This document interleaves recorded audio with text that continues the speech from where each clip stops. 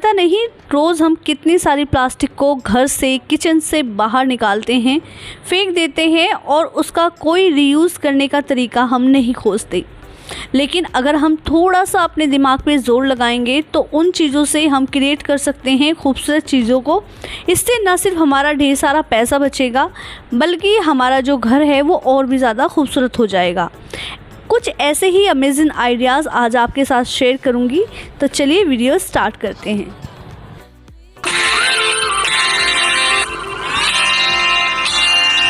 देखिए, पहले आइडिया के लिए मैंने लिया है ये जूट फैब्रिक।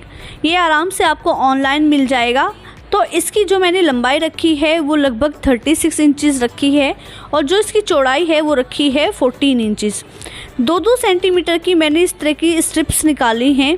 ये आप अपनी ज़रूरत के हिसाब से कम या ज़्यादा कर सकते हैं। उसके बाद देखिए मैं क्या करूँगी कि सबसे पहले मैंने इसकी जो फ्रिल्स हैं वो डायरेक्ट कपड़े पे ना लगाकर ऐसे ही रेडी की हैं। तो फ्रिल्स आप लगाने का तरीका देख ही सकते हैं, बहुत इजी है। एक फ्रिल को आप सामने की तरफ मोड़िए, एक अपनी तरफ, फिर एक सामने की तरफ और एक अपनी तरफ। इस तरह से हमें इसकी सारी फ्रिल्स को रेडी कर लेना है। बीच बीच में इसमें से जो धागे निकलते हैं उन्हें रिमूव करते रहिए। और देखिए, जो मशीन है उसके नंबर को आप एकदम फुल कर लीजिए, यानी जहाँ तक भी एक लंबी चाल मशीन की होती है उसे कर लीजिए। उसके बाद आप आराम से इस तरह से फ्रिल्स को रेडी कर सकते हैं। आपको मैं एक बार फिर से बताऊं कि फ्रिल को इस तरह से मोड़ना है एक बार सामने की साइड, और इसे हल्का सा स्टिच करने के बाद आप अंदर की साइड देखिए अपनी साइड को मोड़िए। बहुत आसानी से फ्रिल्स रेडी हो जाती हैं। फ्रिल्स बनाने के बहुत सारे तरीके हैं जो आगे आने वाली वीडियोस में मैं आपके साथ शेयर करूंगी। तो इसी तरह से जितनी भी हमारी फ्रिल्स हैं उन्हें हम रेडी कर लेंगे। अगर आप जानना चाहते हैं कि ये फ्रिल्स कितनी है, यानी मैंने कितनी बनाई है, तो देखिए ये हमें इतनी बनानी है जितना हमने फैब्रिक कट किया है, यानी उसकी लंबाई और चौड़ाई पे हमें इसे चारों तरफ अटैच करना है। तो उतने ही फ्रिल्स को हम रेडी कर लेंगे। सारी फ्रिल्स हमारी रेडी हो गई है। अब देखिए, इसमें चारों तरफ से थोड़े थोड़े धागे निकले हुए हैं, तो हमें ये थोड़े थोड़े निकाल के अलग कर लेने हैं ताकि एक सुंदर सा जो डिज़ाइन है इसके दोनों तरफ क्रिएट हो जाए। हाथों की हेल्प से इस तरह से आप एक धागे को खींचेंगे और देखिए आराम से हमारी खूबसूरत सी फ्रिल रेडी हो जाएगी। तो चलिए अब आगे के प्रोसीजर पे चलते हैं। फ्रिल हमारी रेडी हो गई है, तो हमें देखिए क्या करना है कि इस तरह से इसकी इस तरह से चौड़ाई पे फ्रिल को रखना है और इसे यहाँ सिल लेना है। इसमें से कोने में से थोड़ा थोड़ा हमें छोड़ना है ताकि जो लंबाई वाली फ्रिल हम इसके ऊपर रखें तो ये यहाँ से इसे अच्छे से ढक ले। कोना आपको नहीं बनाना है, आगे आप देखेंगे मैंने इन्हें कैसे अटैच किया है। आपको थोड़ा सा कोने पे आते ही इसे हल्का सा गोलाई देना है ताकि ये देखने में खूबसूरत लगे। और इसी तरह से इसके चारों तरफ हमने जो फ्रिल बनाई थी इन्हें हम इसके ऊपर सिल लेते हैं। तो चलिए जल्दी से फटाफट हम इन्हें सिल लेते हैं। अगर मैं पहले इसकी फ्रिल को रेडी ना करती और डायरेक्ट कपड़े के ऊपर ही फ्रिल लगाती तो लग जाती, लेकिन वो जो प्रोसीजर होता है वो टाइम कंज्यूमिंग होता है। लेकिन हमें अपने काम को जल्दी बनाना है। और देखिए हमारा एक सुंदर सा रनर रेडी हो गया है। इसे आप अपनी डाइनिंग टेबल पर या फिर टेबल के ऊपर रख सकते हैं। मेरे घर में डाइनिंग टेबल नहीं है तो मैंने इसे स्टडी टेबल के ऊपर रखा है। इस तरह का रनर मैंने ऑनलाइन देखा था, जहाँ से ये मुझे आइडिया आया है। सेम रनर मैंने घर पे बिल्कुल कम कॉस्ट में या फिर कह लीजिए 0 कॉस्ट में रेडी कर लिया है। आपको कैसा लगा प्लीज़ कमेंट करके मुझे ज़रूर बताइएगा। इसे आप अपने हिसाब से, अपनी चॉइस के हिसाब से डेकोर कर सकते हैं।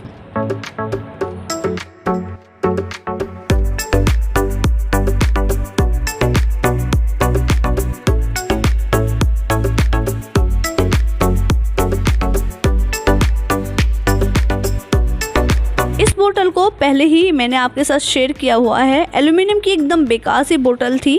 इसके ऊपर वाइट कलर क्योंकि हुआ है तो हम एक कोट स्पंज की हेल्प से डैब डैब करके इसके ऊपर कर लेंगे। जब वो बहुत अच्छे से सूख जाएगी तो सूखने के बाद हम इसमें आगे का प्रोसीजर करेंगे। बहुत आराम से हो जाता है। मार्केट से आपको स्पंज ब्रश खरीदने की कोई ज़रूरत नहीं है। देखिए इसके बाद मैंने इस तरह की शेप कट करी है एक पेपर के ऊपर। शेप आप अपने अकॉर्डिंग कैसे भी बना सकते हैं, जैसे आपको अच्छी लगती है। उसके बाद हमें क्या करना है कि टाइटली इसके ऊपर इस शेप को रखना है और पेंसिल की हेल्प से इसे ड्रॉ कर लेना है। किस तरह से मैंने इसे पूरी जो हमारी बोतल है उसके ऊपर ड्रॉ किया है ये आपको आगे पता चल जाएगा, लेकिन इसके डिज़ाइन को आप अपने हिसाब से कस्टमाइज़ कर सकते हैं, यानी जिस तरह का डिज़ाइन आपको पसंद है उस तरह का। इस तरह का जो डिज़ाइन है अक्सर आपने देखा होगा सिरेमिक पॉट्स के ऊपर, और बनने के बाद ये बेहद खूबसूरत लगती है। तो इस तरह के डिज़ाइन को मैं पूरी बोतल पे क्रिएट कर लूँगी।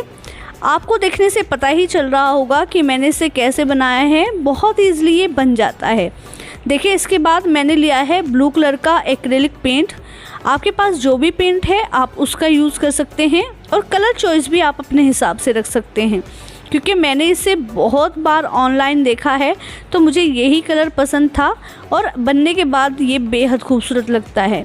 तो जितने भी हमने डिज़ाइनिंग इसमें की थी इन सब को हम ब्लू कलर से फिल कर लेंगे, और देखिए बनने के बाद ये कितना खूबसूरत लग रहा है।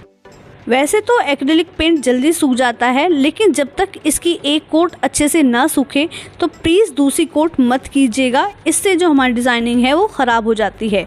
तो इसे सूखने के लिए छोड़ देते हैं।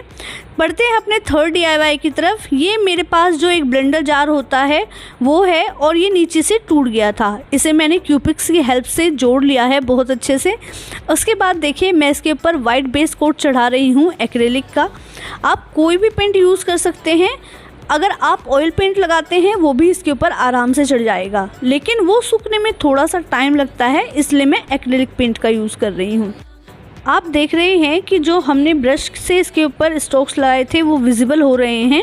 तो हम क्या करेंगे, इसके ऊपर एक कोट और करेंगे ताकि जो ये इसकी रफनेस है ये आराम से छिप जाए। तो एक कोट करने के बाद इसे सूखने के लिए छोड़ देंगे। और देखिए जो पैटर्न मैंने पहले बोतल के ऊपर क्रिएट किया था, कुछ उसी तरह का पैटर्न हम इसके ऊपर भी क्रिएट कर रहे हैं। उसी डिज़ाइन को मैंने बीच से फोल्ड कर लिया है, और इसे हम इसके ऊपर पेंसिल की हेल्प से ड्रॉ कर लेंगे। डिज़ाइनिंग वही है, लेकिन थोड़ा सा मैंने इसमें चेंज किया है। आपको देखने से आराम से समझ में ही आ रहा होगा। ये मुझे एक्चुअली बहुत ज़्यादा पसंद है, इसलिए मैंने दो के ऊपर ये सेम डिज़ाइन रखा है। इसे भी क्योंकि मैं एक साथ रखने वाली हूँ दोनों को, तो मैंने इसको सेम वही कलर से पेंट किया है, यानी ब्लू कलर से।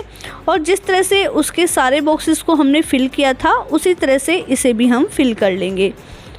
आप कोई भी बॉक्स यूज़ कर सकते हैं, पेंट का पुराना डब्बा या फिर जो भी आपके पास अवेलेबल है वो ऐसे बॉक्स, चाहे वो प्लास्टिक के हों या फिर लोहे के।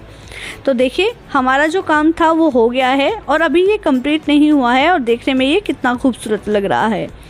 अब इसमें जो ऊपर की तरफ ये गर्दन है इसको हम येलो कलर करेंगे, और आप चाहें तो इसे एज इट इज़ भी छोड़ सकते हैं, लेकिन मैंने जितने भी इसी तरह के प्लांटर्स या फिर पोट्स, हांडी वगैरह देखी थी वो सब मैंने सेम पैटर्न में देखी थी। अब इसको भी मैं येलो कलर से पेंट कर लूँगी, और अब इसे सूखने के लिए हम छोड़ देंगे। तो देखिए हमारी जो बेकार सी चीज़ें थी जिन्हें हम फेंकने वाले थे, उनसे हमने कितने खूबसूरत ऑर्गेनाइज़र रेडी कर लिए हैं। घर में हम किस तरह से चीज़ों को डेकोर या फिर यूज़ करते हैं ये हमारे ऊपर होता है। आप चाहें तो मेरी तरफ मनी प्लांट लगा सकते हैं, या फिर आप इसे पेंसिल होल्डर की तरह भी यूज़ कर सकते हैं, या फिर किचन में रख के आप इसमें स्पून होल्डर या फिर नाइफ होल्डर, जैसे आपकी मर्जी हो उस तरह से इसका यूज़ किया जा सकता है। और देखिए हमारा जो बेकार एकदम प्लास्टिक का सामान था वो हमने फेंका नहीं, बल्कि उसका खूबसूरत सा रीयूज़ किया है और अपने घर को खूबसूरत बना दिया है।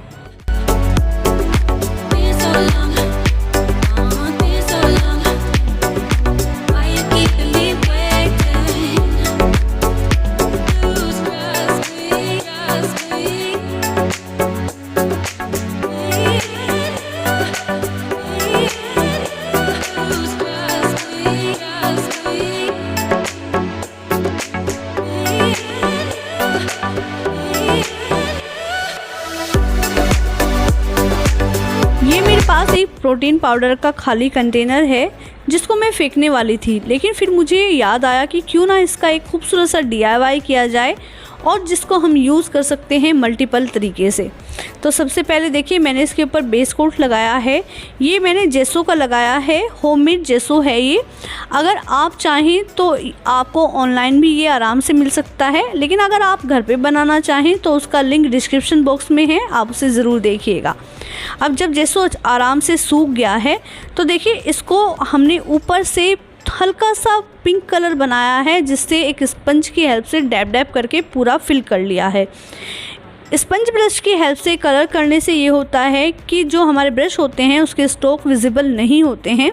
अब जब ये अच्छे से सूख गया है तो देखिए इसके ऊपर मैंने बिल्कुल जो पोल्का डॉट होते हैं, एकदम आसान सा जो तरीका होता है डिज़ाइनिंग का वो किया है, और पोल्का डॉट बनाए हैं मैंने जो ब्रश होता है उसका जो बैक साइड होता है उसकी हेल्प से। तो यानी आपके पास जो भी घर में अवेलेबल चीज़ें हैं आप उनसे इस तरह की क्रिएटिविटी कर सकते हैं जो आपको बेहद जो खुशियाँ हैं वो देंगी। तो हल्के हल्के से पोल्का डॉट बनाने हैं थोड़ी थोड़ी सी दूरी के ऊपर, और लीजिए हमारा एक खूबसूरत सा ऑर्गेनाइज़र रेडी हो गया है। देखिए मैं आपको याद दिला दूं कि जितने भी एक्रेलिक पेंट आप यूज़ कर रहे हैं बाद में सारे ही DIYs के ऊपर आप वार्निश की एक कोट करना बिल्कुल मत भूलिएगा।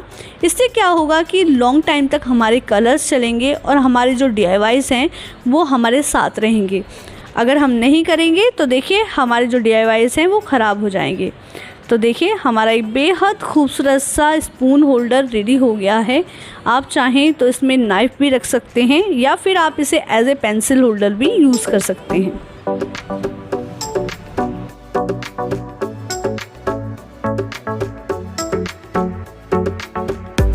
मेरे पास पिंक कलर बच गया था तो मैंने सोचा इसे क्यों वेस्ट करना। मैंने ली है सॉस की एक बोतल और इसके ऊपर देखिए मैंने ब्रश की हेल्प से इस तरह से पिंक कलर को कर लिया है। अलग से मुझे कोई कलर बनाने की ज़रूरत नहीं पड़ी। इससे पहले वाले DIY में जो पिंक कलर बचा था उसी का मैं यहाँ यूज़ कर रही हूँ। अब इसकी एक ही कोट लगानी पड़ी। आराम से एक कोट के बाद ये काम कर रही थी तो दूसरी कोट मैंने इसके ऊपर नहीं की। अब फर्स्ट कोट को सूखने के लिए अच्छे से रख देंगे। एक्रेलिक पेंट बहुत जल्दी ड्राई हो जाते हैं। उसके बाद देखिए मैंने ट्रायंगल बनाए हैं रेड कलर से। बहुत ही इजी सा इसके ऊपर पेंटिंग मैं कर रही हूँ। आराम से आप इसे कर सकते हैं। देखिए इस तरह के ट्रायंगल हमें रेड कलर के बनाने हैं।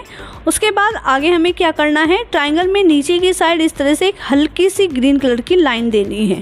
अब आपको समझ में आ ही रहा होगा एक्चुअली मैं क्या बना रही हूँ, तो बिल्कुल ठीक समझ गए हैं आप। ये है वाटरमेलन की छोटे छोटे स्लाइसेस।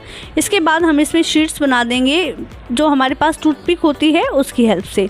एक हल्की सी वाइट लाइन दे देंगे, यानी बिल्कुल हमें बना देना है वाटरमेलन की स्लाइस की तरह इसे। और देखिए हमारी जो बेकार सी सॉस की बोतल थी वो एकदम खूबसूरत हो गई है। तो इस तरह के DIYs को आप ज़रूर से ट्राई कीजिएगा, वो भी उन चीज़ों के ऊपर जिन्हें आप फेंकने वाले हैं। इससे न सिर्फ हमारे ढेर सारे पैसे बचेंगे बल्कि हमारा जो एनवायरनमेंट है वो भी एकदम क्लीन रहेगा। तो प्लास्टिक खरीदिए मत, लेकिन उसका जितना भी आप रीयूज़ कर सकते हैं वो ज़रूर से कीजिए।